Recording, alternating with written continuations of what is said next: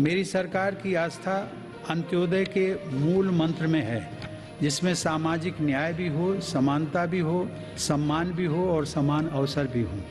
इसीलिए आज सरकार की नीतियों में गांव, गरीब, पिछड़े, अनुसूचित जाति एवं जनजातियों को सर्वोच्च प्राथमिकता दी जा रही है। हाल के वर्षों में पद्म पुरस्कारों के चयन में भारत की यह भावना भली भांति झलकती है। विविधता से भरे भारत में देश के कोने कोने में समर्पित जीवन जीने वाले लोग राष्ट्र सेवा में जुटे हुए हैं। उनमें भारत की शक्ति के दर्शन होते हैं। माननीय सदस्यगण, कोरोना के इस महासंकट में हमने बड़े बड़े देशों में खाद्यान्न की कमी और भूख की परेशानी देखी है, लेकिन मेरी संवेदनशील सरकार ने इस बात का पूरा प्रयास किया कि 100 साल के इस सबसे बड़े संकट में कोई गरीब भूखा न रहे। प्रधानमंत्री गरीब कल्याण अन्न योजना के अंतर्गत मेरी सरकार सभी गरीबों को हर महीने मुफ्त राशन दे रही है।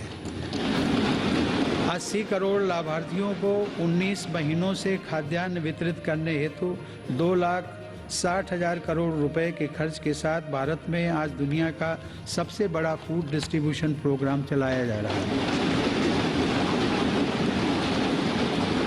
वर्तमान परिस्थितियों को देखते हुए पूरी संवेदनशीलता के साथ मेरी सरकार ने इस योजना को मार्च 2022 तक बढ़ा दिया है।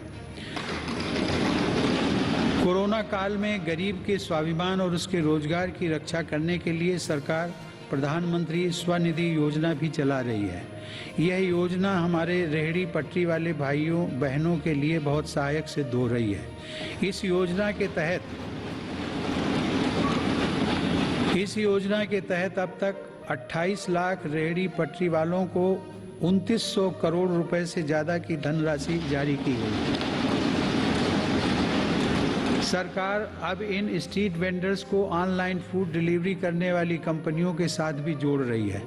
श्रमिकों के हितों की रक्षा के लिए सरकार ने ई श्रम पोर्टल भी शुरू किया है, जिससे अब तक 23 करोड़ से अधिक श्रमिक जुड़ चुके हैं। जनधन आधार मोबाइल अर्थात जैम ट्रिनिटी को मेरी सरकार ने जिस तरह नागरिक सशक्तिकरण से जोड़ा है, उसका प्रभाव भी हम लगातार देख रहे हैं। 44 करोड़ से अधिक गरीब देशवासियों के बैंकिंग सिस्टम से जुड़ने के कारण महामारी के दौरान करोड़ों लाभार्थियों को सीधे कैश ट्रांसफर का लाभ मिला है। डिजिटल इंडिया और डिजिटल इकोनॉमी के बढ़ते प्रसार के संदर्भ में देश के यूपीआई प्लेटफॉर्म की सफलता के लिए भी मैं सरकार के विजन की प्रशंसा करूंगा। दिसंबर 2021 में देश में 8 लाख करोड़ रुपए से ज़्यादा का लेन देन यूपीआई के माध्यम से हुआ है। यह इस बात का उदाहरण है कि हमारे देश में जन सामान्य द्वारा बदलाव और तकनीक को बहुत तेजी से अपनाया जा रहा है। माननीय सदस्यगण, मेरी सरकार मूलभूत सुविधाओं को गरीब के सशक्तिकरण और गरीब की गरिमा बढ़ाने का माध्यम मानती है। पिछले वर्षों के अनवरत प्रयासों से प्रधानमंत्री आवास योजना में अब तक 2 करोड़ से अधिक पक्के घर गरीबों को मिल चुके हैं। प्रधानमंत्री आवास योजना ग्रामीण के तहत गत 3 वर्षों में करीब 1.5 लाख करोड़ रुपए की लागत से 1 करोड़ 17 लाख घर स्वीकृत किए गए हैं। हर घर जल पहुंचाने के उद्देश्य से शुरू किए गए जल जीवन मिशन ने लोगों के जीवन में बड़ा बदलाव लाना शुरू कर दिया है। महामारी की बाधाओं के बावजूद करीब 6 करोड़ ग्रामीण घरों को पेयजल के कनेक्शन से जोड़ा गया है। इसका बहुत बड़ा लाभ हमारे गांव की महिलाओं, बहनों, बेटियों को हुआ है। ग्रामीण क्षेत्रों में लोगों को उनकी संपत्ति के दस्तावेज देने के लिए शुरू की गई स्वामित्व योजना भी एक असाधारण प्रयास है।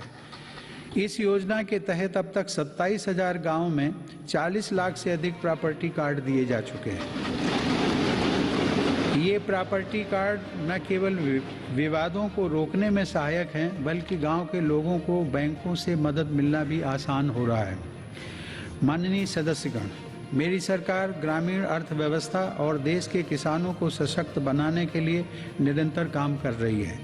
वैश्विक महामारी के बावजूद साल 2020-21 में हमारे किसानों ने 30 करोड़ टन से अधिक खाद्यान्न और 33 करोड़ टन से अधिक बागवानी उत्पादों की पैदावार की।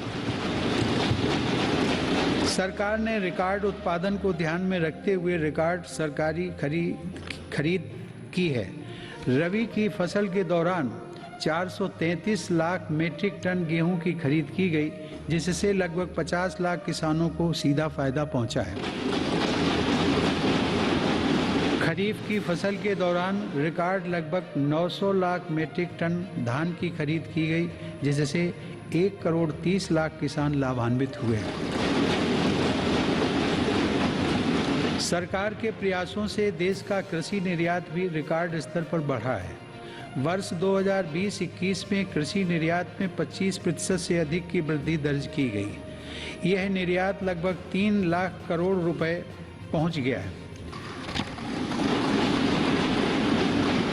हॉर्टिकल्चर और शहद उत्पादन भी किसानों के लिए आमदनी के नए स्रोतों और बाजार तक उनकी बढ़ती पहुंच के महत्वपूर्ण माध्यम हैं।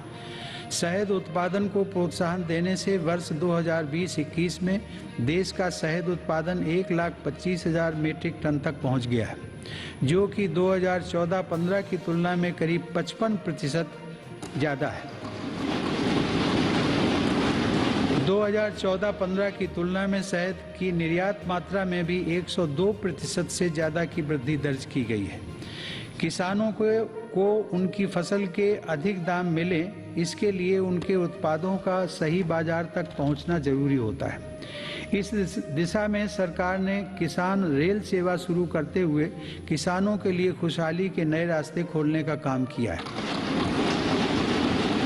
कोरोना काल में भारतीय रेल ने सब्जियों, फलों तथा दूध जैसी जल्दी खराब होने वाली खाद्य सामग्री के परिवहन के लिए 150 से अधिक मार्गों पर 1900 से ज़्यादा किसान रेल चलाई और करीब 6 लाख मीट्रिक टन कृषि उत्पादों की ढुलाई की। हमारे चैनल को लाइक, शेयर और सब्सक्राइब जरूर करें और नई अपडेट्स के लिए बेल आइकन दबाना ना भूलें।